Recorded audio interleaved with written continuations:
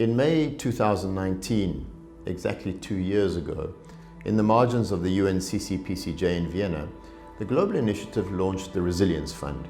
And none of us could have predicted what would happen in 2020 and how the initiatives that are supported through the fund would become so much more crucial during the pandemic period.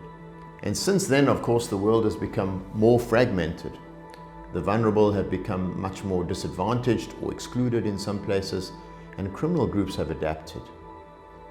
Despite restrictions on movement and the health and economic damage of the pandemic, civil society actors have continued to get together, to organize, to fight back, and to defy criminal governance in their communities. And the Resilience Fund has been there to support more than 80 individuals and organizations as they do this vital but challenging work.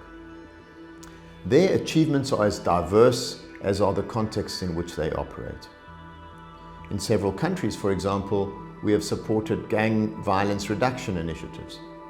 And this is vital community work, including trauma counseling, gang mediation, and support for people who use drugs. Some initiatives have been feeding communities in the pandemic as the gangs themselves try to buy credibility with food handouts. In Pakistan, the first national civil society platform for engagement on organized crime has been created. Community groups are investigating illicit diamond smuggling in Zimbabwe. In crucial work, the mothers of the disappeared are supporting each other to seek justice and address trauma in Mexico. In Vietnam, children at risk of human trafficking have been safeguarded as COVID closed down their schools. And across the Western Balkans, a burgeoning civil society has been empowered to build a regional resilience network against organized, corrupt networks.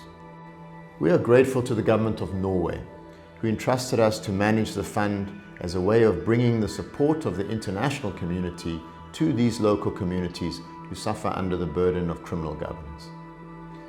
And that donor support has been subsequently bolstered by the governments of Germany and New Zealand, who have joined as donors to the Resilience Fund. And throughout this period, of course, multilateral diplomacy on organized crime issues has continued.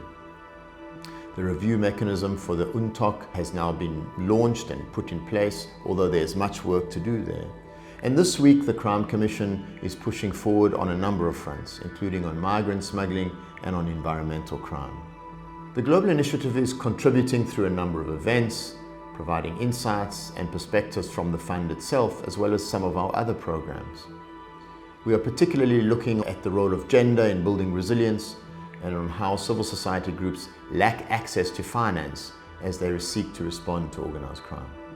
The CCPCJ and other UN processes are all, of course, crucial in improving policy responses at the global level and building state capacity to respond to organized crime. But all of this takes time, and a whole of society approach or engagement for the positive effects is needed to filter down to the community level where it counts the most. And it is at the community level where needs are most urgent and crucial. And so my message to delegates this year at the CCPCJ is this: your government can help communities deal with organized crime in local settings now, and these communities need your support. Help build our community and community resilience to crime and support the Resilience Fund.